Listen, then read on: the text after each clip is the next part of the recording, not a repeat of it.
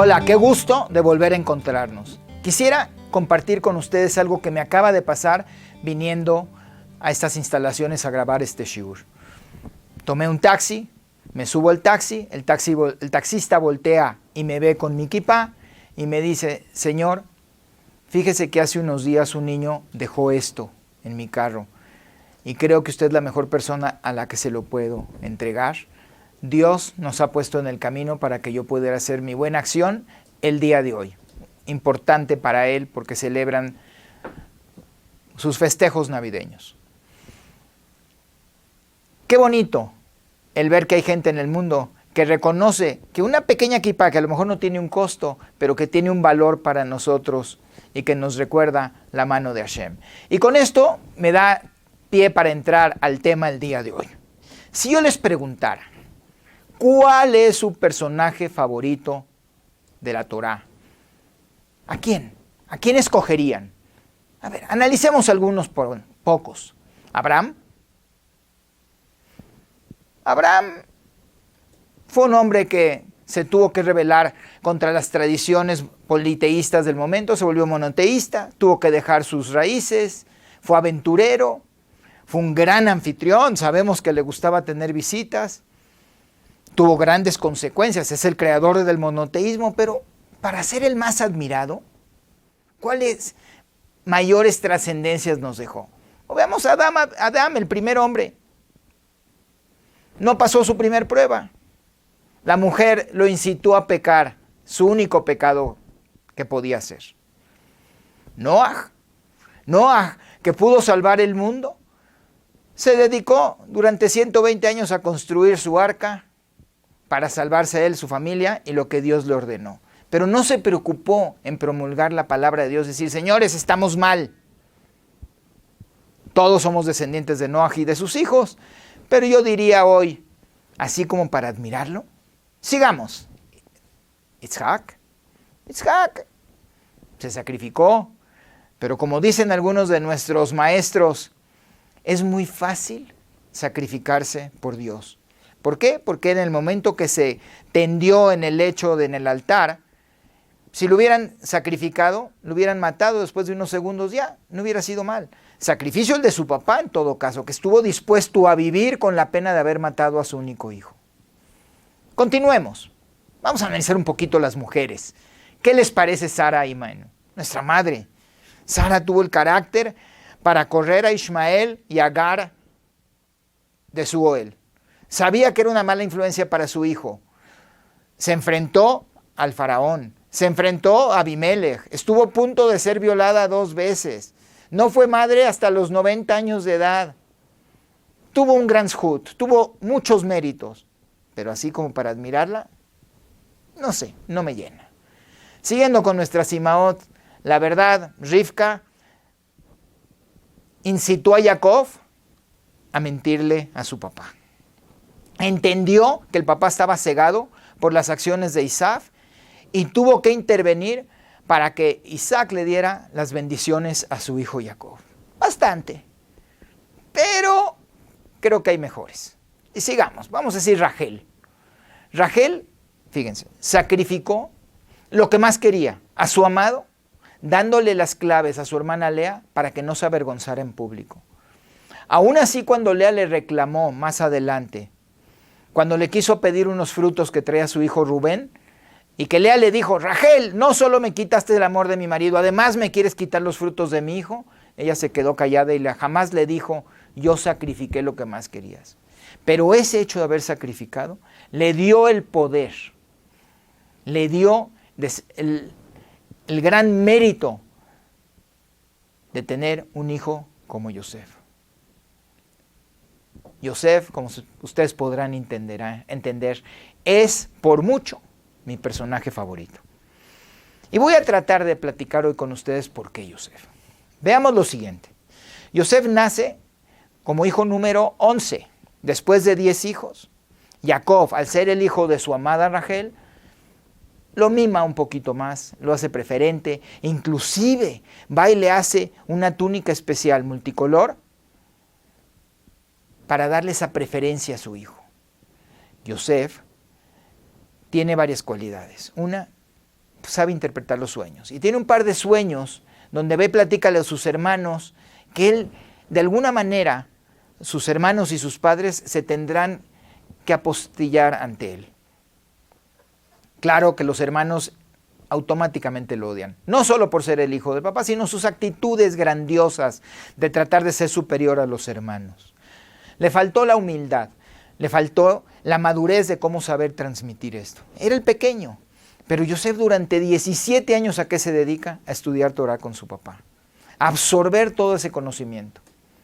Pero aún así se da cuenta Jacob que Yosef no es aceptado por sus hermanos. Y un día lo manda a buscarlos cuando ellos estaban con los rebaños alimentándolos. Y le dice, ve y busca a tus hermanos. Pero lo que quería Jacob era que él se integrara, no que fuera a chismear sobre ellos o que fuera a criticarlos en lo que estaban haciendo. Él lo estaba invitando únicamente a que fuera a integrarse con sus hermanos. Y aquí aprendemos dos cosas muy importantes. La primera, si leemos cómo dice la Torah, dice, sus hermanos lo observaron de lejos. Irú Otomi Rajok. Siquiera no tuvieron la mínima sensibilidad de dejarlo acercarse. Y desde lejos dijeron, ahí viene el soñador. ¿Y a qué viene? Viene a juzgarnos y a ir con el chisme a papá a ver de qué estamos haciendo mal. Y mientras se va acercando Yosef, ellos deciden hacerle un juicio, vamos a llamarle un juicio político, y deciden que por estarse rebelando ante la autoridad de su papá merece la muerte. Y deciden tan fríamente que lo mejor que pueden hacer es matarlo. En el momento que se acerca Yosef, el juicio está hecho, lo habían hecho desde lejos. ¿Y por qué digo que este es un aprendizaje muy fuerte? ¿Cuántas veces nosotros vemos a una persona hacer algo y sin acercarnos, intentar entender lo que esta persona está haciendo, lo juzgamos y lo declaramos culpable? Se acerca, donde los hermanos intentan matarlo o empiezan a matarlo, empieza una pequeña discusión, dice Rubén, ¿para qué manchar nuestras manos de sangre? Vamos a dejarlo que la naturaleza lo haga, lo desvisten, lo tiran a un pozo lleno de alacranes y de serpientes y no pasa nada. Aunque Rubén tenía la intención de regresar más tarde y salvarlo, en eso ven pasar una caravana de mercaderes y lo venden por 20 monedas de plata. Y aquí tenemos el segundo aprendizaje importante de Yosef. Estos mercaderes beduinos que normalmente conducían nafta o petróleo, en el momento en que Yosef es amarrado y subido a uno de los carruajes, se da cuenta que esta caravana llevaba especias y perfumes. ¿Y cómo reacciona él? En lugar de decir, pobrecito de mí, mi papá no lo voy a volver a ver, mis hermanos, ¿qué han hecho de mí? ¿Qué va a ser de mi vida después de yo vivir en la hacienda más importante de todo Eretz Canaán, con una de las personas más poderosas y potentes? Ahora me han vendido como esclavo a una caravana de beduinos. Pero al oler las especias y los olores y las fragancias, él dice, Dios me acompaña, no estoy en esto solo. El aprendizaje es que hay muchas veces que nosotros no vamos a poder controlar lo que sucede alrededor nuestro. Va a haber situaciones fuera de nuestro control, pero podemos controlar la manera como reaccionamos. Más adelante esta caravana llega a Egipto y Yosef es vuelto a vender primero a unos midianitas y ellos finalmente lo venden como esclavo al ministro de carniceros de Egipto, Potifar. ¿No hubiera sido mejor que lo vendieran al ministro de Agricultura, al ministro de Finanzas, al ministro de la Comida? No, al de los carniceros. Así que muy agradable no pudo haber sido su estancia con él, pero ¿qué hace Yosef durante este periodo? Él busca desarrollarse lo mejor, volverse indispensable para este ministro y se convierte en su mano derecha. Él administra no solo sus negocios, no solo los intereses económicos, además administra su casa. Y cuando está en la cúspide, la esposa de Potifar intenta seducirlo. Y está en la cúspide, vuelve a caer y es encarcelado en el peor de los lugares, en los sótanos donde estaban las cárceles del ministro, de los carniceros. Y nuevamente, de estar en lo más alto, en llegar a lo más bajo, reacciona como queriendo ayudar a los carceleros, a los encargados de la cárcel, a los de la alimentación, hasta volverse nuevamente indispensable, y es el responsable del bienestar de los presos en la cárcel. Y después de 10 años nos da otro tercer aprendizaje muy importante. En lugar de estarse quejando qué va a ser de su vida, por qué está allí, qué le espera, cuál futuro, pudiera haber desesperado y olvidarse de Akadosh Baruj Hu, de Shem. ¿Y qué hace? Un día, al ver que hay dos ministros que están presos en la cárcel, el ministro del pan y el ministro del vino, va y les pregunta: amigos, compañeros, ¿qué les pasa hoy? ¿Por qué sus caras reflejan ansiedad y tristeza? Ellos le comentan que han tenido un par de sueños, él interpreta estos sueños, los cuales uno decretaban que uno de ellos iba a morir dentro de 3 días, el segundo iba a estarle sirviendo el vino nuevamente al faraón dentro de 3 días, y es esta acción la que 2 años después le va a permitir salir a él de la cárcel. Aunque podríamos estar platicando mucho más de por qué se tuvo que quedar 2 años y no fue inmediato, hoy el tema principal es ver cómo reacciona Yosef. Y 2 años después, Yosef es nombrado ministro de la economía de Faraón. Porque cuando Faraón tiene 2 sueños que le molestan, que no sabe qué van a suceder, el ministro de los vinos le recuerda a Faraón que hay un israelí en las cárceles que en su momento le interpretó su sueño y fue todo convertido en realidad. Inmediatamente Faraón lo manda a sacar de la cárcel, lo viste, lo limpia, le interpreta sus sueños y lo nombra su ministro de finanzas, que finalmente se convierte en el virrey de Egipto. Y por los siguientes 25 años aproximadamente va a ser el poder más importante en Egipto. Vamos a adelantar esta parte de la película rápidamente y vamos a poder llegar al momento en que Yosef se reencuentra con sus hermanos. Él sabía que eventualmente toda esta sequía que había en toda esta región iba a hacer que sus hermanos tuvieran que llegar por alimento. Y aunque les hace pasar por una serie de pruebas donde su objetivo no era en ningún momento tener venganza, él lo que quería escuchar eran 2 cosas. Primero, que no volverían a caer en una situación igual de envidia de uno de sus hermanos, específicamente con su hermano pequeño Benjamín, pero el segundo es que ellos se hubieran arrepentido de lo que habían hecho con él. Y en estas 3 etapas que se encuentra con los hermanos, vemos cómo al final, a la hora que él se va a revelar como su hermano Yosef, que es en el momento en que Yehuda lo está amenazando de muerte, si no suelta a su hermano Benjamín, él en ese momento pide a toda la gente de la corte que salga del recinto donde estaban y se queda solo, arriesgando su vida a quedarse solo con sus hermanos, antes que ponerse en vergüenza o avergonzar a sus hermanos en público.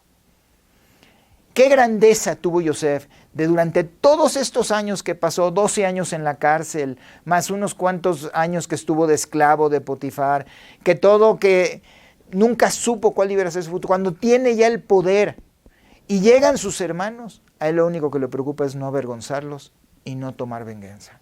Yo me pregunto, ¿seríamos nosotros capaces de reaccionar así? Y es por eso que para mí Yosef pasa a ser mi favorito dentro del Tanaj. ¿Qué aprendimos de la historia de Yosef? Lo más importante es siempre ver lo positivo, ver lo bueno. Cada cosa que nos suceda, entender que hay algo positivo que podemos sacar de ello. Segundo, no vamos a poder cambiar las circunstancias, pero sí podemos cambiar la manera como reaccionamos.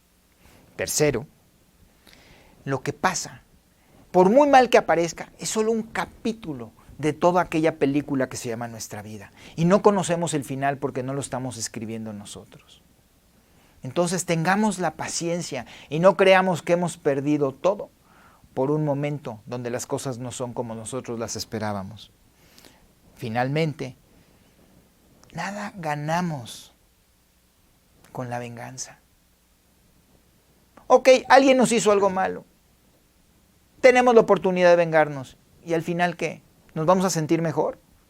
¿Porque lo hicimos sentir muy mal a esa persona? ¿O porque lo hicimos perder dinero? ¿Qué ganamos? Si al contrario, siempre podemos nosotros demostrarle a la persona que no somos vengativos. Quiero terminar contándoles una historia.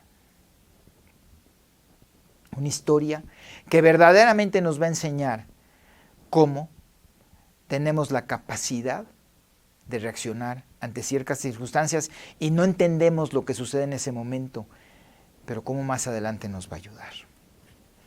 Hace aproximadamente 3 o 4 años, un muchacho religioso de Israel había preparado la parashá para su bar mitzvah. Ustedes saben lo que es para un muchacho de 12 años preparar por primera vez una parashá, pero este muchacho lo hizo con una intensidad y una perfección que la dominaba desde el principio hasta el final. El día que llega al Beit HaKnesset a hacer su bar mitzvah, le informan que hay otro niño en ese momento también celebrando su bar mitzvah y que también quería leer la Torah y que querían ver cómo podían negociar si uno leía la mitad, el otro la otra mitad, cuál mitad primero. Y este muchacho tan sencillo y tan humilde, sabiendo él que tenía la perfección dominada, agarró y dijo que la lea el otro muchacho. No reclamó, se conformó con una aliyá, cumplió con su bar mitzvah. Punto y aparte. 3 años después, la mamá de este muchacho enferma. Está gravemente internada en un hospital en Jerusalén. Él se queda el Shabbat a cuidar a su mamá. Y como la mayoría de los hospitales de Israel, tienen un Beit HaKnesset en el piso de abajo, baja a Shacharit, y cuando baja a Shacharit, se da cuenta que llega un gadolador, un grande de nuestra generación, Rabbi Eliashiv, estaba internado en el hospital. Estaban buscando quién leyera la Torah ese día, porque él era demasiado exigente en la persona que podía leer la Torah. Este muchacho se ofrece, sin saber a lo que se estaba exponiendo, y le dice el Gabay de Rabbi Eliashiv: ¿estás seguro que te la sabes? ¿Estás dispuesto a que si haces un error te griten o te corrijan? Y él dijo: yo la preparé para mi bar mitzvah, me la sé muy bien. La lee con una perfección que Rabbi Eliashiv queda impresionado. Al finalizar del rezo va el Eliashiv y le pregunta: ¿qué haces aquí? ¿Cómo aprendiste la parashá? Él le platicó esta historia y le dice: Rabbi Eliashiv, déjame ir a ver a tu mamá. Suben juntos a ver a la mamá de este muchacho, gravemente enferma, y Rabbi Eliashiv le dice: ¿qué tiene? Pues esto es lo que han dicho los doctores, esto es lo que le han hecho, pero mi mamá no mejora. Despreocúpate. Rabbi Eliashiv llamó a su doctor de cabecera. Llega y revisa a la mamá en ese momento y se da cuenta que el tratamiento que le estaban dando no era el más adecuado para su enfermedad. Él se hace cargo del caso. Hoy la señora, gracias a Dios, lleva una vida normal. El muchacho está disfrutando de su mamá. Como una acción tan pequeña como el decir: ¿para qué me pongo a pelear si yo también la hice o no la hice, si yo preparé o no preparé esta parashá? El haber tenido la humildad de haber dejado a este muchacho celebrar su bar mitzvah, demostrar su conocimiento, y él haberse aguantado, de haber enseñado a los demás lo que él sabía. 3 años después le sirvió como consecuencia no solo el recibir las bendiciones directas de Rabbi Eliashiv, que Rabbi Eliashiv se haya preocupado por su mamá y haya mandado un doctor que finalmente trajo la refuah shlema para su mamá. Que todos tengamos el mérito de entender como una pequeña acción, el negarnos, el quitarnos el orgullo, el día de hoy nos puede servir el día de mañana para algo inimaginable que nos puede salvar. Gracias y hasta pronto.